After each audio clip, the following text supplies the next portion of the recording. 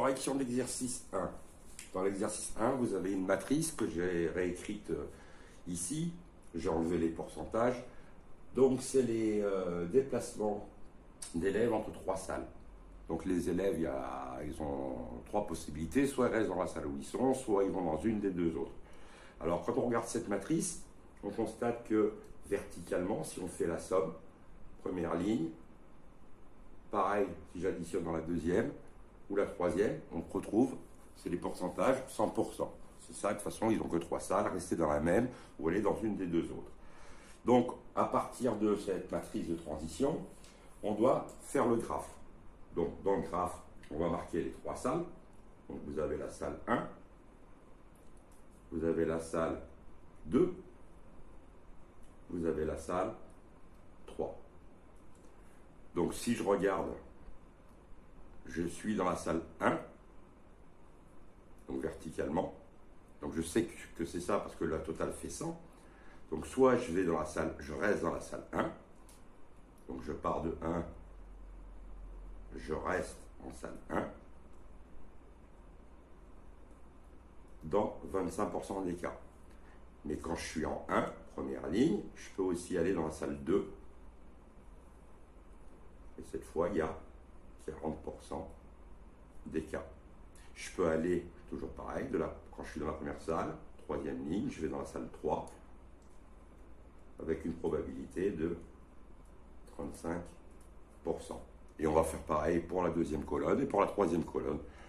Je suis en 2, je vais en salle 1 avec une probabilité de 35%. Je reste en salle 2 avec une probabilité de 10%. Ou je vais dans la salle 3, le complément 55%.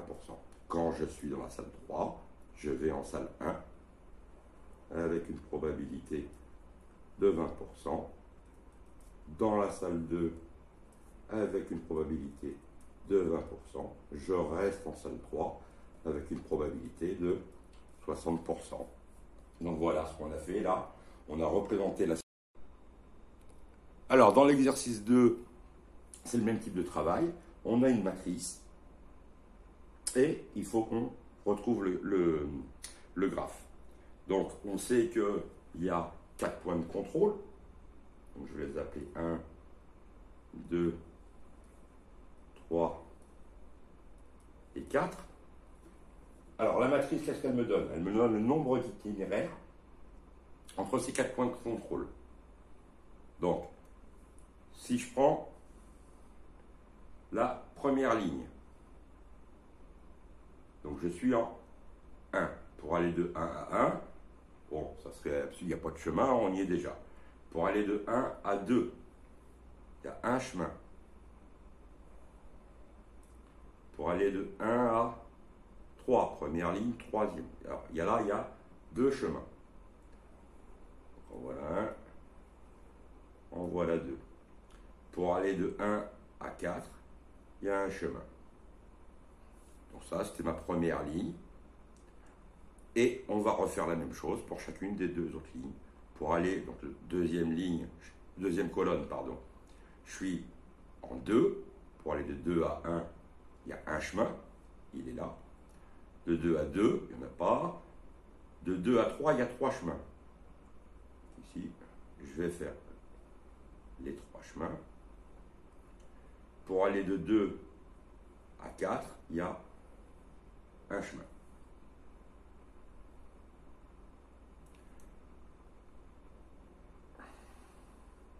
Là, je me suis trompé.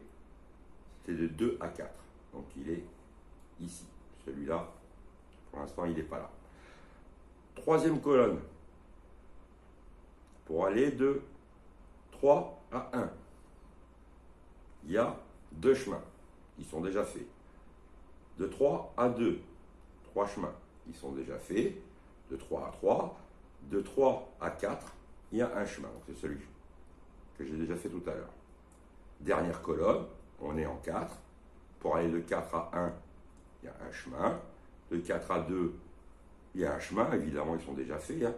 De 4 à 3, il y a 2 chemins. Hop, hop, hop. Et de 4 à 4, il n'y en a pas. Donc, vous remarquez là, il y avait une erreur dans ma matrice. Hein. Il fallait que ce soit un 2, ce qui est bien le cas dans l'énoncé. Hein. Vous constatez quoi? C'était une question. Qu'est-ce qu'on constate dans cette matrice? En fait, cette matrice, elle est symétrique par rapport à une diagonale. Le 1, le 2, 1, 3, 3, 1, 1, 1, 2, 2. C'est normal, hein, parce que si pour aller de 1 à 3, il y a 2 chemins, pour aller de 3 à 1, il y a également 2 chemins. Alors, l'exercice 3, c'est pour bien comprendre les coefficients. Donc, on avait dit les coefficients. Ici, c'est une matrice qui a 3 lignes, 3 colonnes. Donc ça, c'est une matrice carrée. Donc on dira c'est une matrice d'ordre 3. Les coefficients, il faut être capable de repérer les nombres. Alors par exemple, le nombre 2, on appelle ça le coefficient A11. Pourquoi? Parce qu'il est dans la première ligne, première colonne. On commence toujours par la ligne. Le 0, c'est A22. Deuxième ligne, deuxième colonne. Le 3, c'est A13. Première ligne, troisième colonne. A11 vaut 2. A22 vaut 0. A13 vaut 3. Donc, dans l'énoncé, on vous donne A23. On vous dit A23 vaut 7. Donc, quand je regarde mes coefficients, je suis dans ma deuxième ligne, troisième colonne. Deuxième ligne, troisième colonne. Donc, le 7, il sera ici. A33 vaut moins 3. 3, 3, troisième ligne, troisième colonne. 1, 2, troisième ligne, troisième colonne. Ici, moins 3. A32, ça vaut 8. Donc, toujours pareil, hein, c'est ligne, colonne. Donc, troisième ligne, deuxième colonne. Troisième ligne, deuxième colonne, ça vaut 8. A12, c'est bon, vous avez compris, hein. Première ligne, deuxième colonne. Première ligne, deuxième colonne. Donc ici, ça vaut 5. A21, deuxième ligne, première colonne. Ça vaut 0,5. Deuxième ligne, première colonne. Ça vaut 0,5. Donc normalement, le dernier, ça sera A, troisième ligne, première colonne. Ça sera A31. Et on me dit dans l'énoncé que A31 vaut 2,4. Donc ici, c'est 2,4. Donc ça paraît simple, ça paraît idiot, mais c'est quelque chose qui est très important à savoir faire. Dans cet exercice, exercice 4, on vous donne une matrice qui s'appelle B. On vous dit B est une matrice de taille 5. De taille 4, pardon. Donc, je sais que c'est une matrice carrée de taille 4. Donc, j'aurai 4 lignes et j'aurai 4 colonnes. Donc, au total, il y a 16 nombres à trouver. Les coefficients, on les appelle B, I, J. B, parce que la matrice s'appelle B, peu importe la lettre. Et on sait que quand I varie de 1 à 4 et J de 1 à 4, c'est bien ça. I, c'est le nombre de lignes, il y en a 4. J, c'est le nombre de lignes, il y en a 4. Pour trouver le coefficient, il faut remplacer I par la ligne, le mettre le nombre au carré, et mettre le double de la colonne. Exemple, si je veux trouver ce coefficient, ça va être B, donc troisième ligne, deuxième colonne. Donc c'est B, 3, 2. Et bien je vais remplacer I par 3, J par 2. Ça va me donner 13. Ce nombre vaut 13. Si je veux trouver le coefficient qui est en haut à gauche, donc c'est première ligne, première colonne, I au carré plus le double de J. Ce sera 3. Bon, je vous laisse faire la suite. Je vous mets la correction. Donc voilà, je vous ai complété la matrice B. Vous avez la solution. Je vous laisse copier. Exercice 5, le même type d'exercice. Donc cette fois, on travaille avec une matrice qui s'appelle C, qui est de taille 5. Donc il y aura une matrice carrée, 5 lignes, 5 colonnes. La voilà. On sait que Donc oui, pour l'exercice 5, je vous ai mis la correction, hein, c'est assez similaire à l'exercice 4.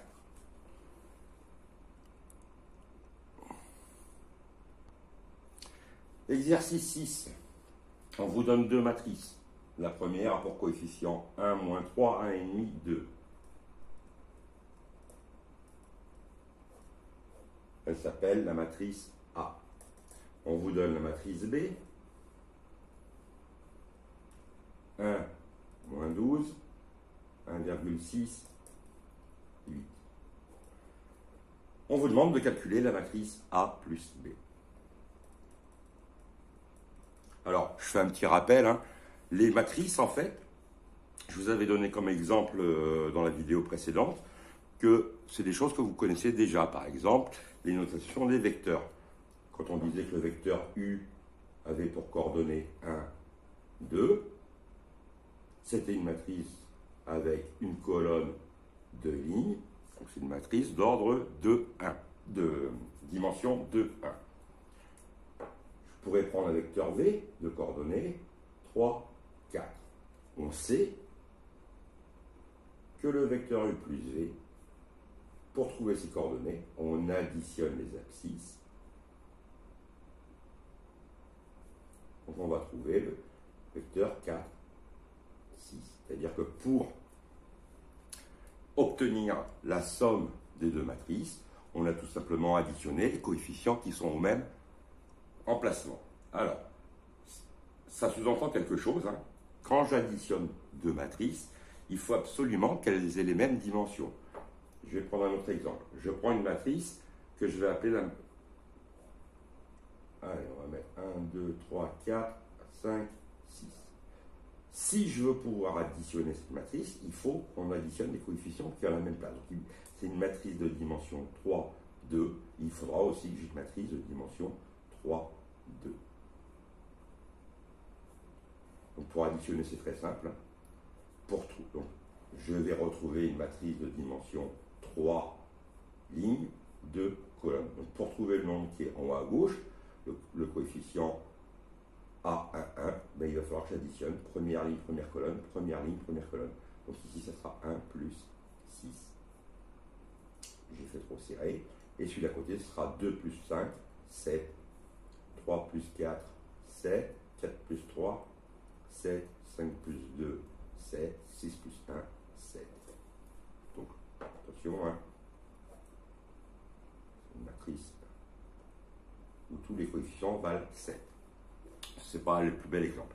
Ici, on va le faire. Donc, j'ai une matrice de carré d'ordre 2. Ici aussi. Donc ici, je vais retrouver une matrice carrée d'ordre 2. Pour avoir le premier coefficient, première ligne, première colonne. Première ligne, première colonne. Première ligne, première colonne. On va additionner 1 plus 1. Celui d'à côté, première ligne, deuxième colonne. Première ligne, deuxième colonne.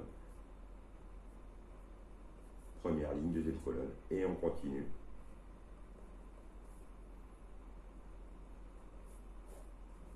Donc ma matrice A plus B. Donc ce sera 2, moins 15.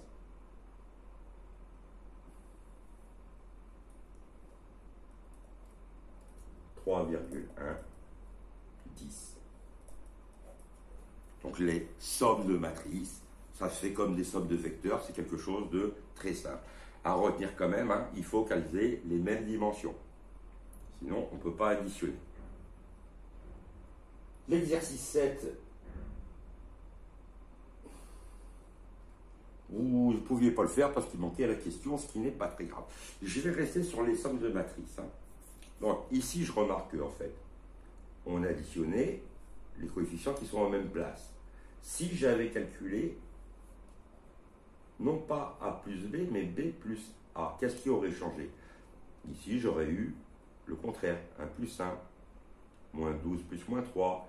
En fait, comme l'addition est commutative, eh ben, on aurait trouvé deux matrices qui étaient égales. Alors attention, ça marche pour les additions, ça ne marche pas pour les multiplications, ce que je suis en train d'expliquer là. Donc soyez très prudents. Alors, je voudrais également vous parler du produit d'une matrice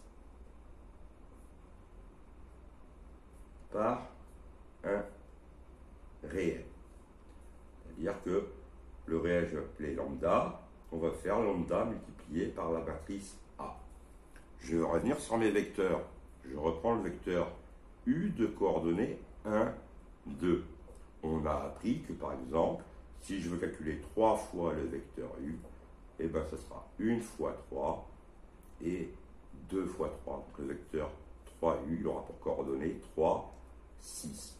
Autrement dit, la règle, ça va être la même pour les matrices, elle est très simple. On multiplie chacun des coefficients de la matrice par le nombre lambda. Je reprends ma matrice de tout à l'heure.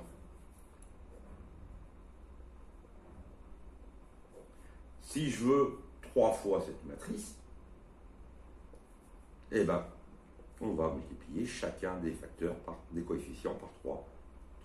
1 fois 3, 2 fois 3, 3 fois 3, 3 fois 4, 3 fois 5, 3 fois 6. Alors, de la même manière, si on vous demande de calculer lambda multiplié par la matrice A plus B, eh bien en fait, on pourrait faire une sorte de distributivité. Donc soit je commence par calculer la matrice A plus B, comme on a fait ici, et ensuite on multiplie tous les termes par lambda. Ou alors on multiplie tous les termes de A par lambda, tous les coefficients de B par lambda, ensuite on ajoute. Il y a une autre petite propriété qu'il faut connaître.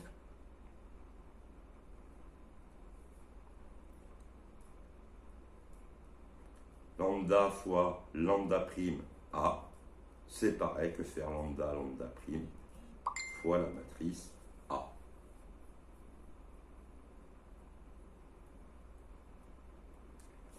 Une petite remarque. Si je prends lambda égale moins 1, on va noter en fait moins A. Et cette matrice moins A, on va l'appeler la matrice opposée de A. Donc c'est important de pouvoir faire ça parce que du coup, on va introduire la soustraction des matrices. Je reprends mon exemple qui était ici.